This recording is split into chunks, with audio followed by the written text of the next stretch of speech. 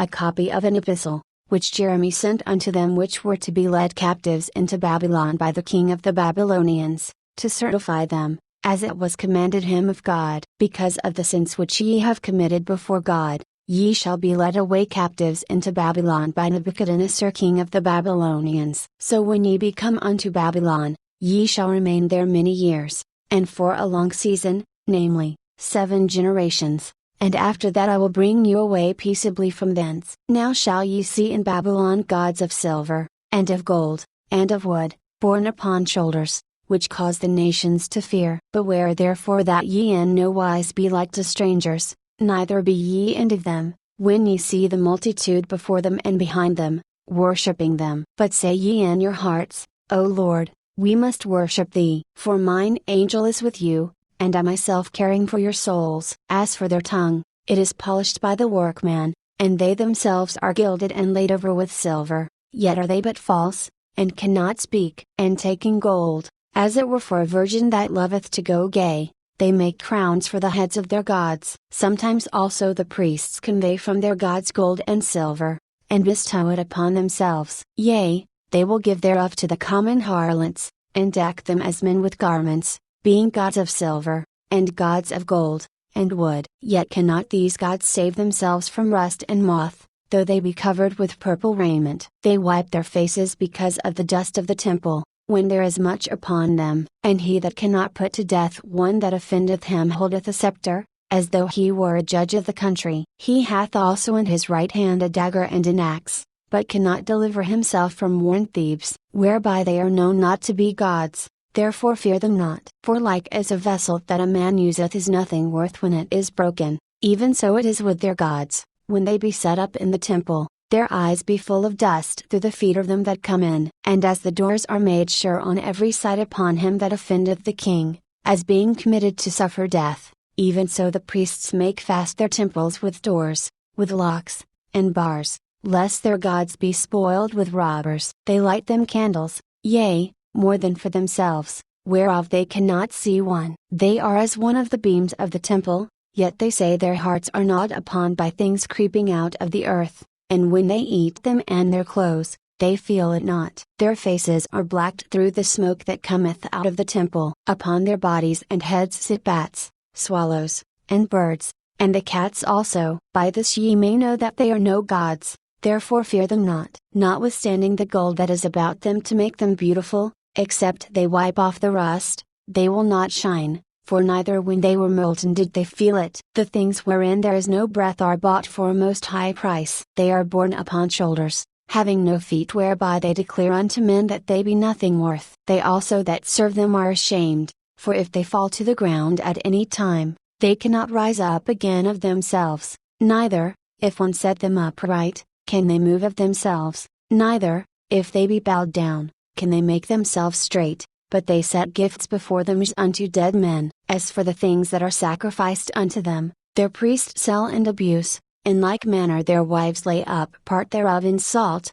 but unto the poor and impotent they give nothing of it. Menstruous women and women in childbed eat their sacrifices. By these things you may know that they are no gods. Fear them not. For how can they be called gods?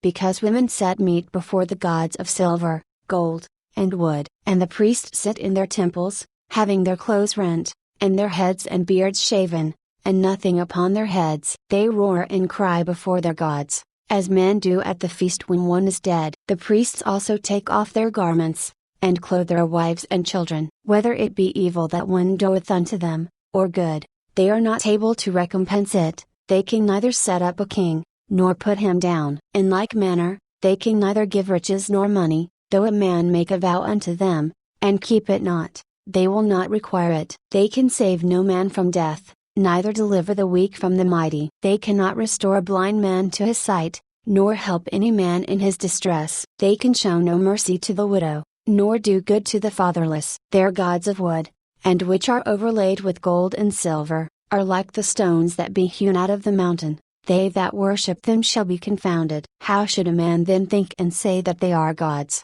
when even the Chaldeans themselves dishonor them? Who if they shall see one dumb that cannot speak, they bring him, and entreat Bel that he may speak, as though he were able to understand. Yet they cannot understand this themselves, and leave them, for they have no knowledge. The women also with cords about them, sitting in the ways, burn brand for perfume, but if any of them, drawn by some that passeth by, lie with him, she reproacheth her fellow, that she was not thought as worthy as herself, nor her cord broken. Whatsoever is done among them is false. How may it then be thought or said that they are gods? They are made of carpenters and goldsmiths, they can be nothing else than the workman will have them to be, and they themselves that made them can never continue long. How should then the things that are made of them be gods? For they left lies and reproaches to them that come after. For when there cometh any war or plague upon them, the priests consult with themselves, where they may be hidden with them. How then cannot men perceive that they be no gods,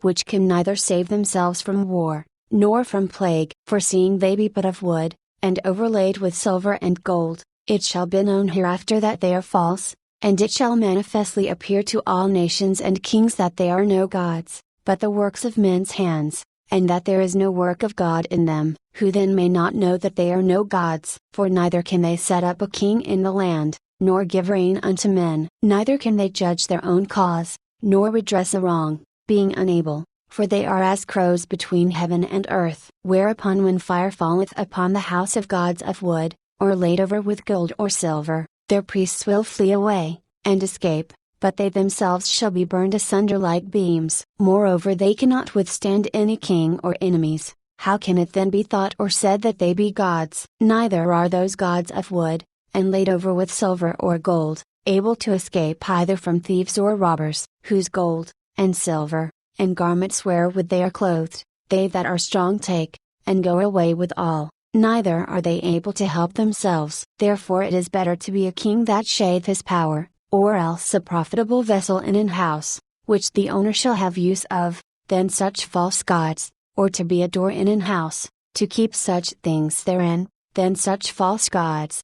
Or a pillar of wood in a palace, than such false gods. For sun, moon, and stars, being bright and sent to do their offices, are obedient. In like manner the lightning when it breaketh forth is easy to be seen, and after the same manner the wind bloweth in every country. And when God commandeth the clouds to go over the whole world, they do as they are bidden. And the fire sent from above to consume hills and woods doeth as it is commanded. But these are like unto them neither in show nor power. Wherefore it is neither to be supposed nor said that they are gods, seeing, they are able neither to judge causes, nor to do good unto men. Knowing therefore that they are no gods, fear them not, for they can neither curse nor bless kings, neither can they show signs in the heavens among the heathen, nor shine as the sun, nor give light as the moon. The beasts are better than they, for they can get under a cover and help themselves. It is then by no means manifest unto us that they are gods, therefore fear them not. For as a scarecrow in a garden of cucumbers keepeth nothing,